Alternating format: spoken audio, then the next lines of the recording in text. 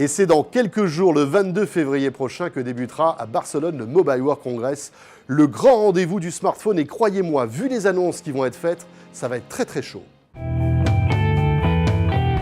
Et oui, forcément, Samsung qui dévoilera donc, durant ce Mobile World Congress, son nouveau Galaxy S7, qui, d'après les premières informations qui filtrent, ressemblerait beaucoup au Galaxy S6.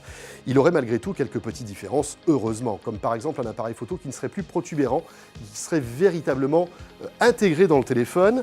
On aurait aussi, et ça c'est une bonne nouvelle, le retour du slot SD. Enfin, on va pouvoir rajouter de la mémoire au Galaxy. Ce n'était plus le cas, rappelez-vous, avec le Galaxy S6. Autre nouveauté, ce nouveau modèle haut de gamme de Samsung serait étanche, les amis, et ça, c'est plutôt une bonne nouvelle.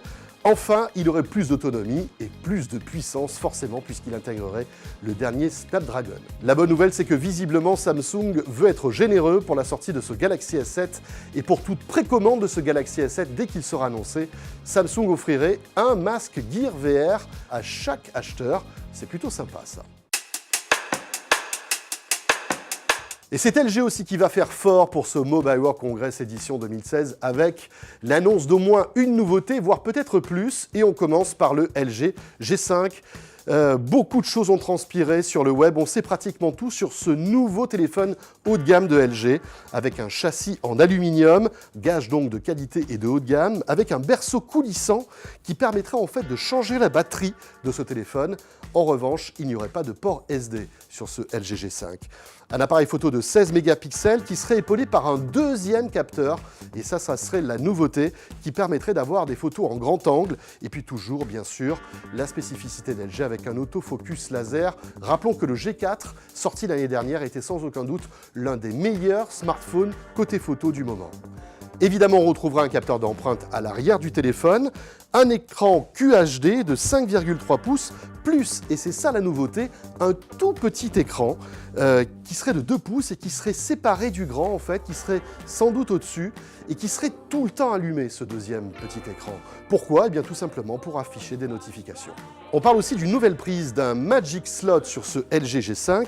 Ça sera un connecteur magique sur lequel on pourrait connecter des accessoires qu'LG sortira à l'occasion de ce nouveau téléphone, comme pourquoi pas une caméra à 360 degrés ou même un petit clavier qui pourrait se connecter sur cette nouvelle prise. Le géant chinois veut faire du bruit à l'occasion de ce salon du smartphone à Barcelone en annonçant le P9 qui aurait un design incurvé et puis un double appareil photo et un écran de 5,2 pouces.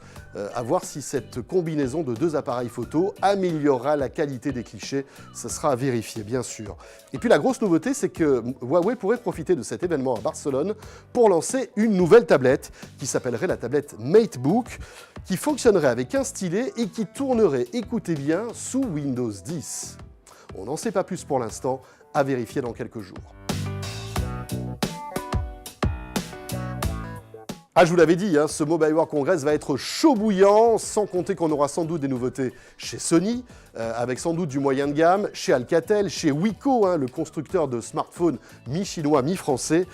Concernant HTC, ça sera un petit peu plus tard, dans le printemps, le HTC One M10 pourrait être annoncé mi-mars, tout comme Apple, vous le savez, Apple ne sera pas présent lors de ce Mobile World Congress, ce n'est pas un secret, Apple fait cavalier seul et annoncerait son nouvel iPhone 5 SE le 15 mars prochain, on aura l'occasion bien sûr d'en reparler. Rendez-vous donc pour vivre ce Mobile World Congress sur 01net TV avec évidemment une multitude de reportages et 2 lives lundi et mardi prochain de 13h à 13h30. À très vite.